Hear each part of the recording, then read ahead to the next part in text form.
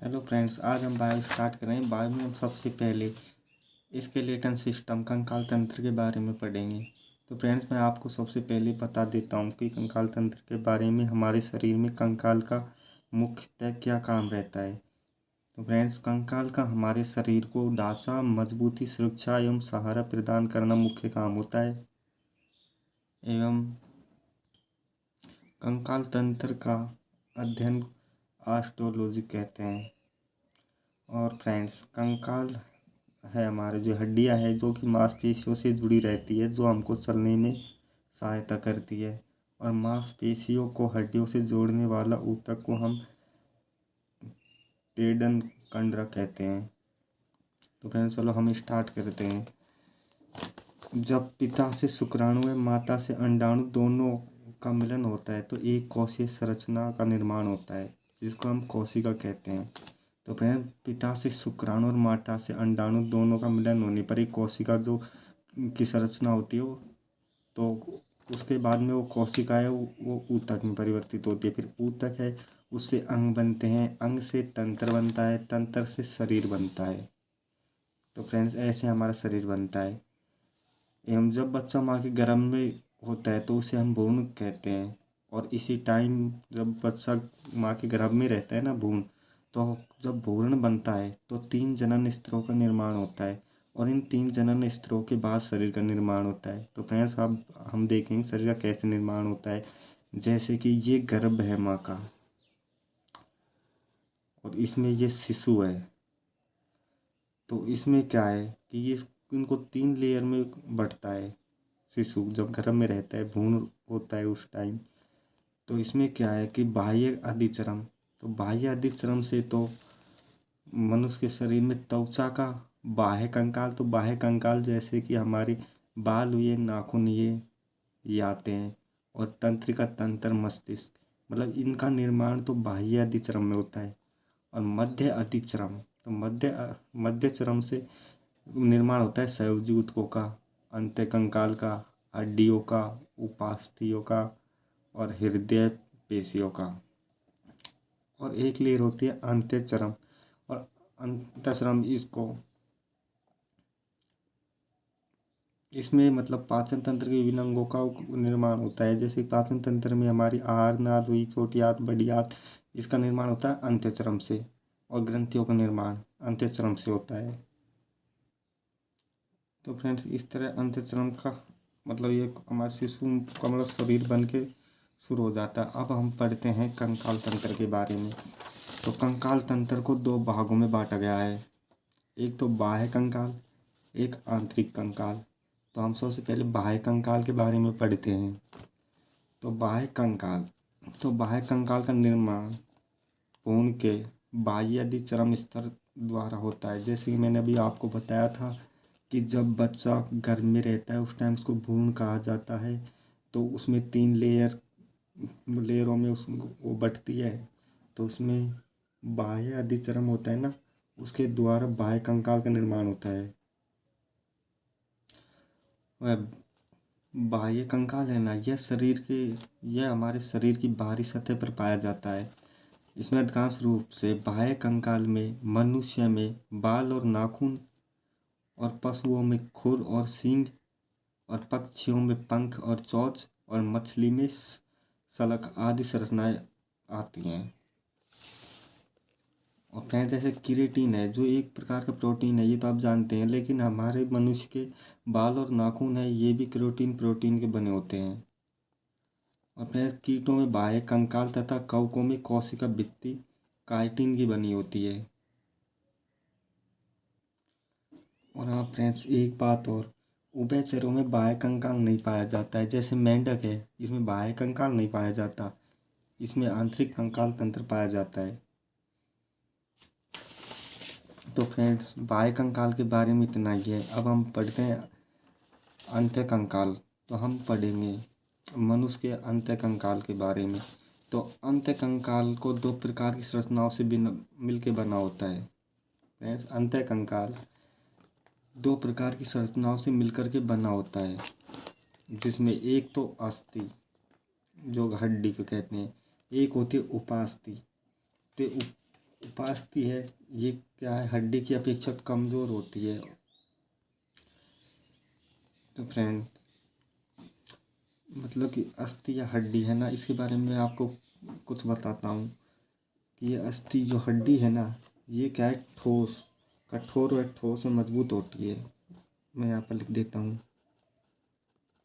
कठोर, ठोस व मजबूत।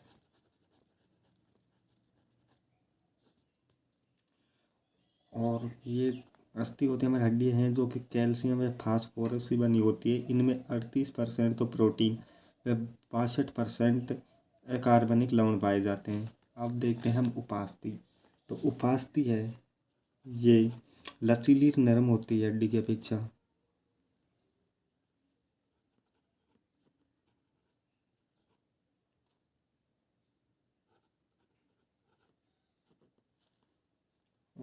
नरम व लचीली होती है, हड्डी की अपेक्षा कमजोर होती है।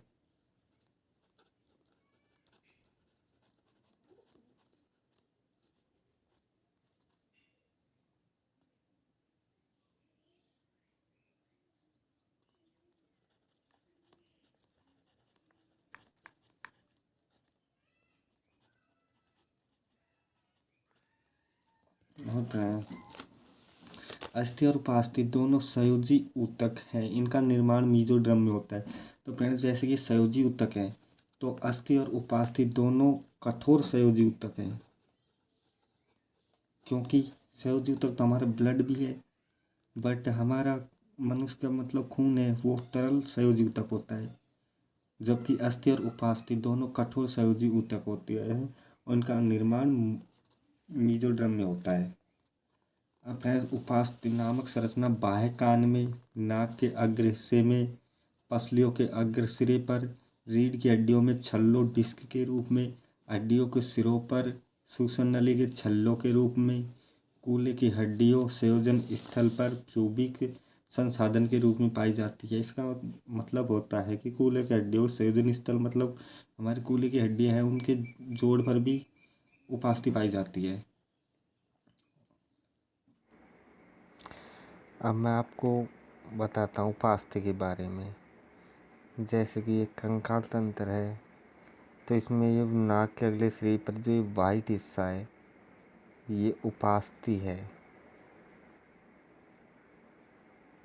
जैसे कि नाक के अगले सिरे पर मैंने बताया था कि उपास्थि पाई जाती है, तो ये उपास्थि है। और उसके बाद में जैसे कि मैंने बताया था आपको कि रीढ़ की हड्डी में हम पहले देखते हैं पसलियों।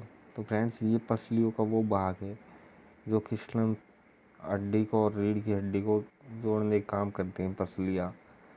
और यहाँ पर ये पसलियों के यहाँ पर ये जो वाइट वाइट आपको दिख रही है ये उपास्थि है।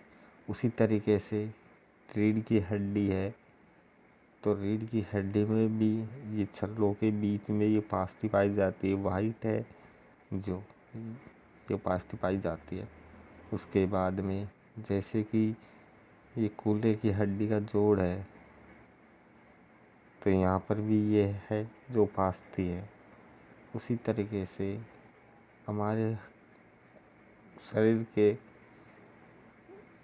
हड्डियों के जॉइंट के पास भी उपास्थि पाई जाती है।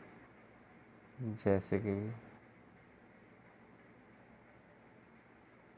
ये जो वाइट वाइट है, तो यहाँ पर ये हल्की हल्की उपास्थि है।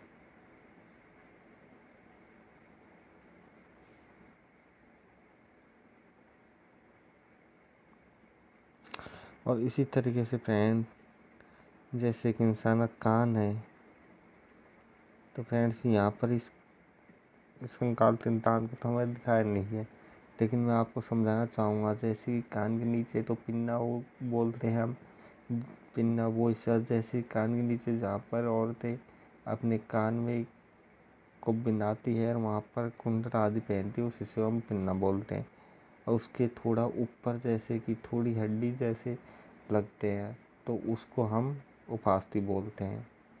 तो उसी तरीके से हमारे सूजन नली है, इसमें भी मतलब उपास्थि पाई जाती है।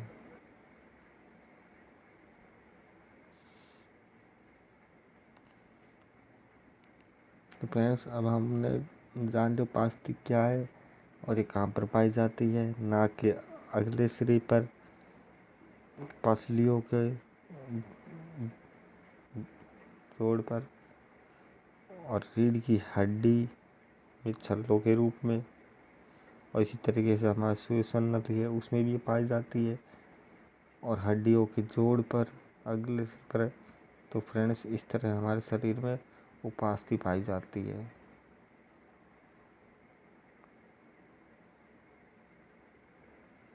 ये उपास्थि हड्डियों की तुलना में थोड़ी कमज़ोर होती है, उतनी मजबूत नहीं होती है।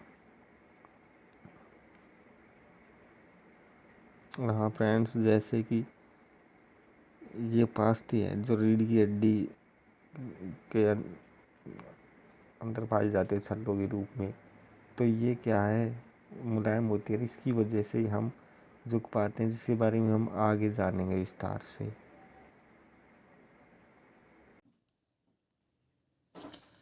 और फ्रेंड्स जैसे कि हड्डियाँ हैं, जो हड्डियों में मतलब मुख्य रूप से तो कैल्शियम में फास्फोरस पाया जाता है, और इसमें एक लवण भी पाया जाता है जिसको हम कैल्शियम फास्फेट कहते हैं। तो आपको मैं ड्राइंग इतनी अच्छी नहीं है बट मैं कुछ बना के समझा देता हूँ। जैसे हड्डी,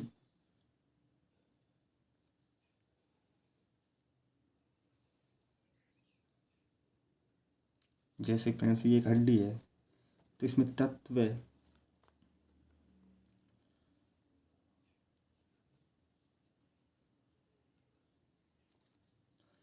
इसमें फ्रेंड तत्व तो कौन सा पाया जाता है, जो मुख्य रूप से रहता है कैल्शियम फास्फोरस, और इसमें एक लवण पाया जाता है जो कि लवण है कैल्शियम फास्फेट। और फ्रेंड्स हड्डियाँ हैं जो कि कठोर संयोजक होती है।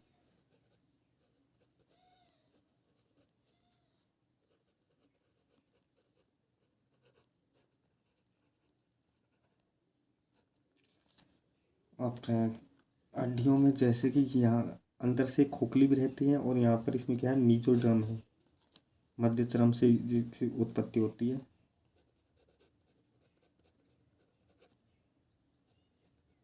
मध्य चर्म से उत्पत्ति। और फ्रेंड्स ये हड्डियों में एक आवरण बना हुआ होता है, आपको बता देता हूँ मैं।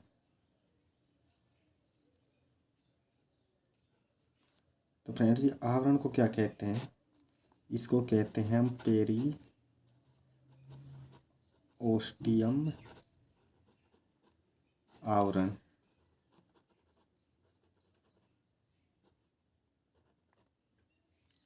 तो फ्रेंड्स जैसे कि हमने देखा है कि हमारे इसमें एक जो तत्व रहता है कैल्शियम व फास्फोरस, जो सर्वाधिक मात्रा में पाया जाता है, और ये हड्डियों को बनाता है चमकीला।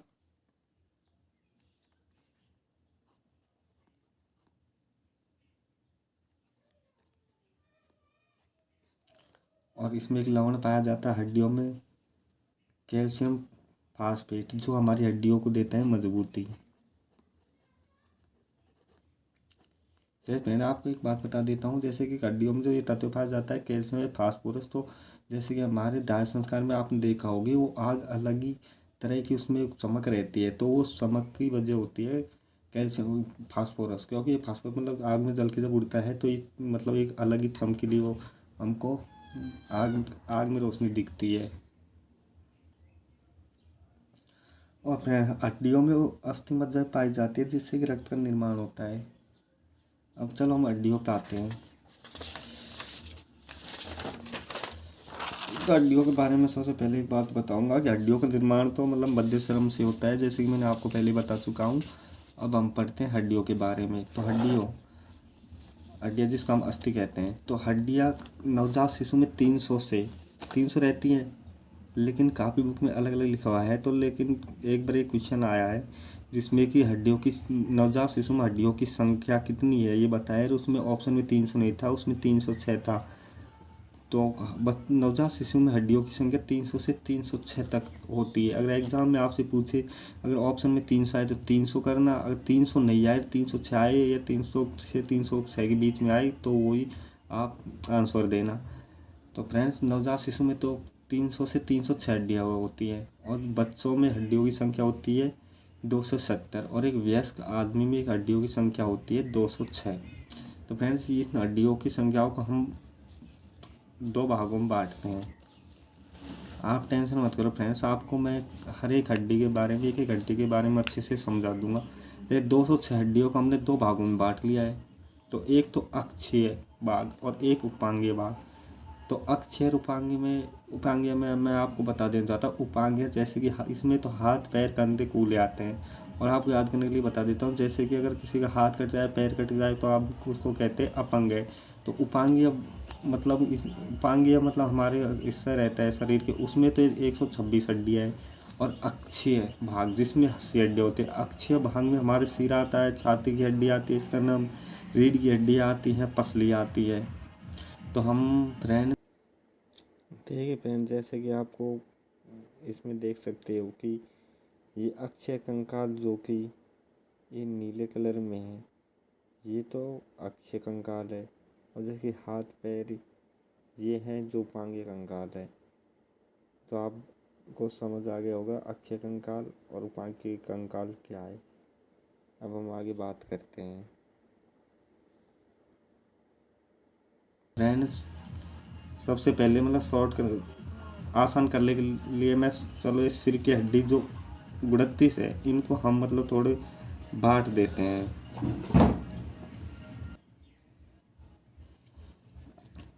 तो सिर में आप जानते हैं यहाँ पर एक कपाल है। कपाल में हमारा मस्तिष्क सुरक्षित रहता है। तो कपाल में कितनी हड्डी होती है? 8 हड्डियाँ। उसके बाद में चेहरे, तो मन के चेहरे में होती हैं 14 हड्डियाँ। उसके बाद में कान, तो कान में फ्रेंड दोनों तरफ 3 हड्डियाँ होती है, 6 हड्डी। तो 3 जोड़ी हड्डी बोल सकते हैं हम, 3 जोड़ी हड्डी। तो फ्रेंड दोनों तरफ दोनों कानों में 3 रहती हैं। तो कान में टोटल हड्डियों की संख्या हो गई 6। और एक होता है हमारा कंठ। गले में एक हड्डी पाई जाती है जो कि यूं आकार की होती है। तो वो एक ही हड्डी रहती है ना फ्रेंड्स।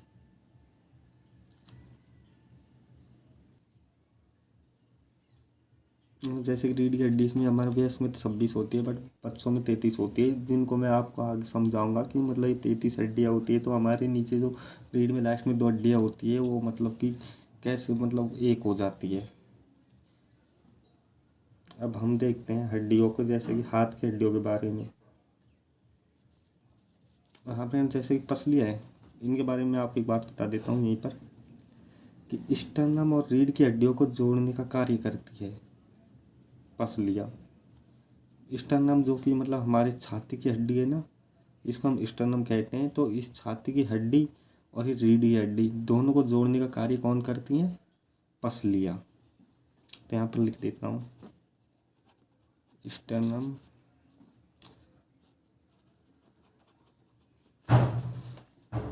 और रीढ़ की हड्डियों को जोड़ने का काम।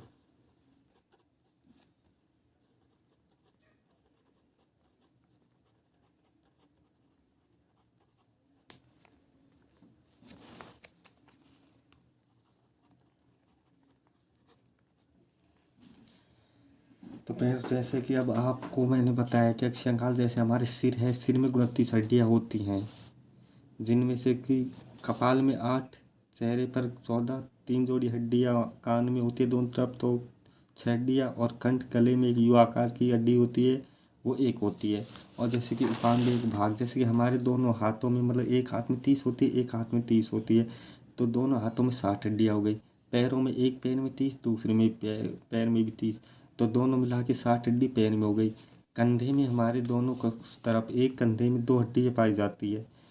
तो दोनों कंधों में मिला के 4 हड्डियाँ हो गई। और जैसे हमारे कूल्हे पर 2 हड्डियाँ पाई जाती है दोनों साइड, लेफ्ट राइट, तो ये दोनों हड्डी कूल्हे में 2 होती हैं। तो फ्रेंड अब मैं आपको बताता हूँ कि एक एक हड्डी के बारे में कैसे और क्या है। सबसे पहले तो मैं आपको बताऊँगा हाथ की हड्डियों के बारे में, क्योंकि थोड़ा आसान रहेगा। हम पढ़ेंगे सबसे पहले उपांगीय भाग है ना मनुष्य का, इसके बारे में। तो इसमें सबसे पहले हम हाथ की हड्डियों के बारे में जानेंगे एक एक के बारे में, उसके बाद हम पैर की हड्डियों के बारे में जानेंगे, उसके बाद में हम कंधे की हड्डियों के, उसके बाद में कूल्हे की हड्डियों के, और फिर हम अक्षीय भाग के बारे में जानेंगे। तो सबसे पहले हम स्टार्ट करते हैं हाथ से। तो फ्रेंड्स जैसे कि मैं हाथ की हड्डी बनाता हूँ, जैसे कि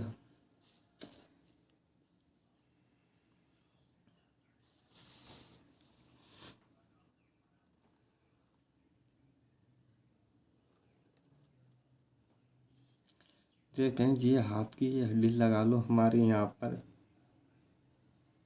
कंधे से लेके कोहनी तक, कोहनी तक का भाग यहाँ पर लगा ले। तो कंधे से लेकर कोहनी तक की जो हड्डियाँ होती है हाथ में, उसको बोलते हैं ह्यूमरस।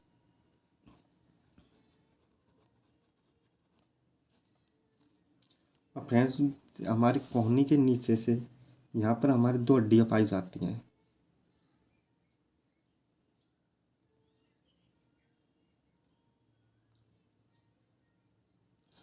यहाँ पर ये दो हड्डियाँ हैं, जैसे कि अब ये हाथ को हम को मतलब ये हड्डी है, तो ये हड्डियों का नाम अलग अलग है। जैसे कि एक तो अंगूठे की तरफ है और एक हमारी तितली अंगुली की तरफ। तो जो हड्डी अंगूठे की तरफ है उसको तो हम बोलेंगे रेडियस।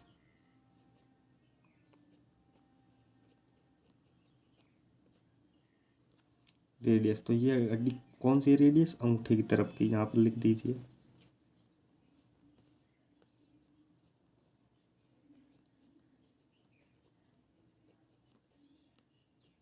तो फ्रेंड देखिए, हमारे कंधे से लेकर हमारे कोहनी तक जो हड्डी है उसको तो हम ह्यूमरस बोलते हैं।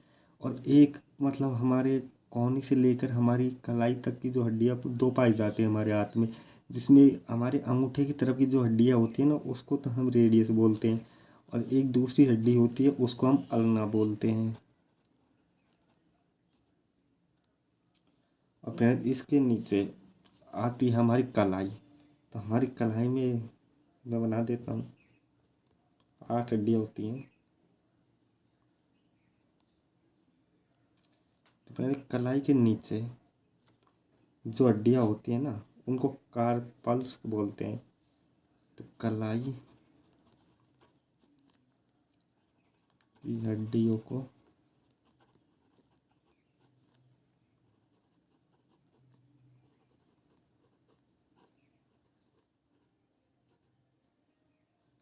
कार्पल्स कहते हैं। और इनकी संख्या कितनी होती है? 8। देखिए एक हड्डी तो हमारे यहाँ पर ह्यूमरस हो गई है, जो कि हमारे कंधे से लेकर कोहनी तक, और एक रेडियस हड्डी हो गई जो हमारे मतलब अंगूठे साइड वाले भाग पर होती है, कोहनी से कलाई तक। और एक वहाँ पर दूसरी हड्डी का नाम है अल्ना। और फिर उसके बाद में कलाई के अंदर हमारे हो गई हैं 8 हड्डियाँ, जिनको हम कार्पल्स बोलते हैं।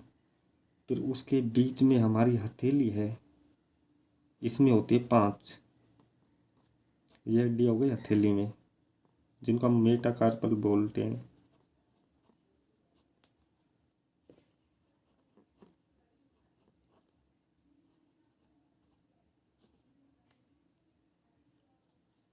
इनकी संख्या होती है 5। ये होती है हमारी हथेली में।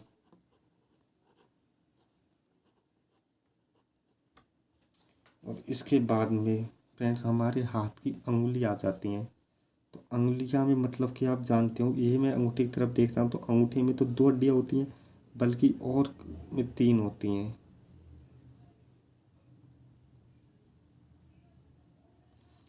तो फ्रेंड्स ये क्या होती है, मतलब अंगूठे में 2 हड्डी तो हमारे अंगूठे की लगा ली, और ये 3 3 है 4 उंगली में।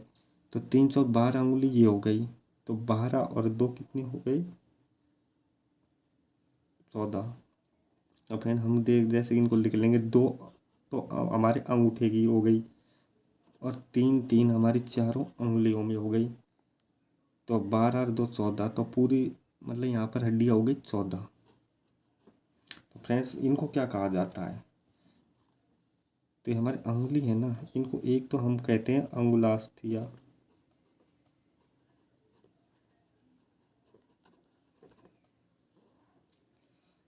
और दूसरा इनका नाम है फिलेंजस।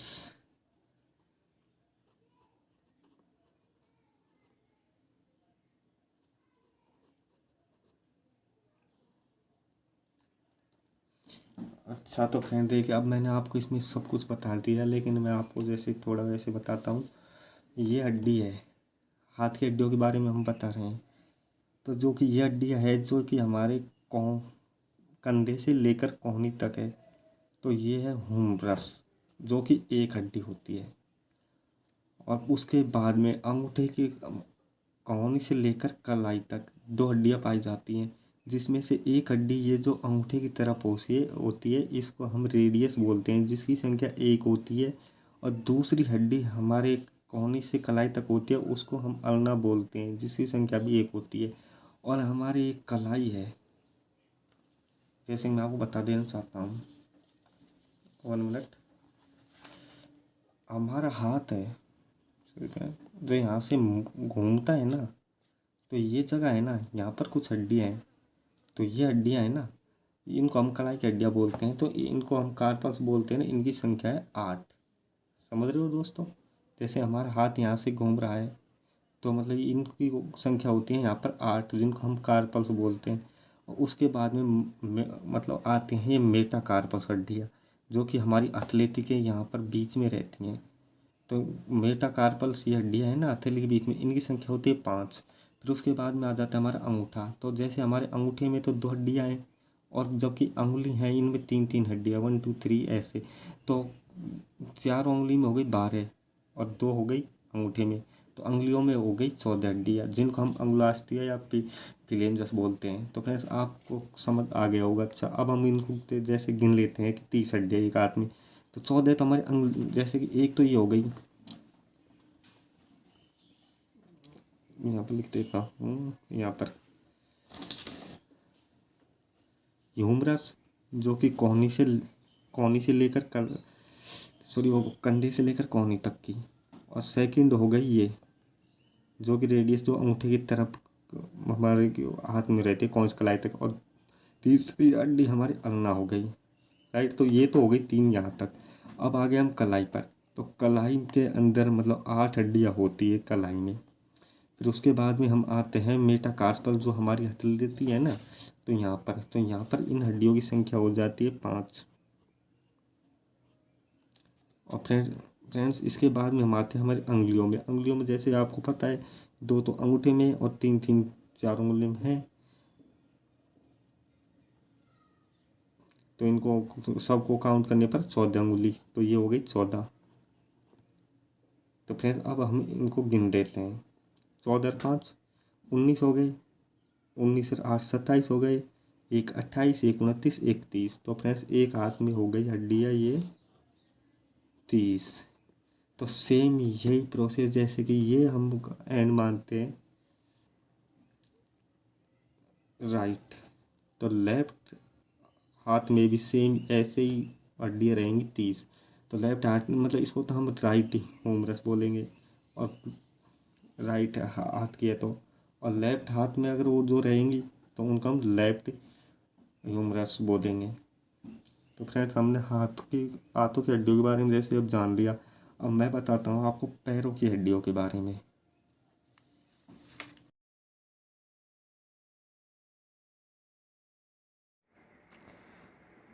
जैसे कि ये हमारा कंकाल तंत्र है, ये हमारा हाथ है। तो मैंने जैसे आपको बताया कि ये हड्डी जो कंधे से लेकर कोहनी तक है, इसको ह्यूमरस बोलते हैं। तो फ्रेंड्स अपने कंधे से लेके कोहनी तक की जो हाथ वाली हड्डी होती है, उसको क्या बोलते हैं? ह्यूमरस। और उसके बाद में एक हड्डी है ये हमारे अंगूठे की तरफ, इसको हम रेडियस बोलते हैं। कोहनी से नीचे और कलाई के ऊपर, कोहनी और कलाई के बीच में 2 हड्डियाँ होती है। तो एक अंगूठे की तरफ की रहती है, इसको हम रेडियस बोलते हैं। दूसरी हड्डी और होती है, तो दूसरी हड्डी इसको हम अल्ना बोलते हैं। और उसके बाद में आ जाता है हमारा कलाई वाला भाग, जैसे कि ये हमारा कलाई वाला भाग है, जहाँ से हमारा हाथ घूमता है। तो इस जगह पर कलाई में कुल 8 हड्डियाँ पाई जाती हैं, और इन हड्डियों को हम कार्पल्स बोलते हैं। और इसके बाद में ये हमारी हथेली में 5 हड्डियाँ पाई जाती हैं, जिनको हम मेटाकार्पस बोलते हैं। और फ्रेंड्स, उसके बाद में हमारे जैसे कि अंगूठे में देख पा रहे हैं कि अंगुली मतलब कि 2 होती है हड्डी, और हमारी अंगुलियों में 3-3 हड्डियाँ पाई जाती है। जैसे मैं बताता हूँ 1 2 3 1 2 3। तो इस तरीके से हमारे 4 अंगुलियों में तो 3-3 हड्डियाँ पाई जाती है, जबकि अंगूठे में 2 हड्डियाँ पाई जाती है। और इन हड्डियों को हम अंगुलास्टिया या फिलेंजस कहते हैं। तो फ्रेंड्स, आप समझ गए होंगे जैसे कि हमारे कंधे से लेके कोहनी तक के भाग को ह्यूमरस बोलते हैं, और उसके बाद में कोहनी से कलाई तक 2 हड्डियाँ पाई जाती है, जिसमें एक अंगूठे की तरफ होती है जिसको तो हम बोलते हैं रेडियस, और दूसरी हड्डी होती है उसको बोलते हैं हम अल्ना। फिर उसके बाद में आ जाता है कलाई वाला भाग। तो इस कलाई वाले भाग में 8 हड्डियाँ पाई जाती है जिनको हम बोलते हैं कार्पल्स। और इसके बाद में हमारी ये हथेली है, उसमें 5 हड्डियाँ पाई जाती हैं जिनको हम मेटाकार्पस बोलते हैं। उसके बाद में आ जाती है अंगुलियाँ। तो अंगुलियों में 2 तो हमारे अंगूठे की हड्डियाँ होती है, और 3 हड्डी हमारे 4 उंगलियों में होती है। तो ये टोटल हो जाएगी हड्डियाँ 14। तो इस प्रकार हमारे हाथ में हड्डियाँ पाई जाती है। जैसे कि मैं आपको 30 हड्डियाँ गिना के बताती हूँ। 1 जो कि ह्यूमरस है, सेकंड रेडियस, थर्ड ये हो गई अल्ना, यार टच नहीं हो रहा, ये अल्ना। और जैसे फ्रेंड्स 3 हड्डी यहाँ तक हो गई, और यहाँ पर अपनी जो कलाई है इसमें हो गई हैं 8 हड्डियाँ जिनको हम कार्पस बोलते हैं। तो 8 और 3 हो गए 11, और 5 हड्डियाँ यहाँ पर हैं। तो 11 और 5 हो गए 16, और 14 हड्डियाँ हमारी अंगुलियों में पाई जाती है जिसको हम अंगुलास्टिया या फिलेंजस कहते हैं। तो 16 और 14 30 हो गए। तो इस प्रकार हमारे हाथ में 30 हड्डियाँ पाई जाती है।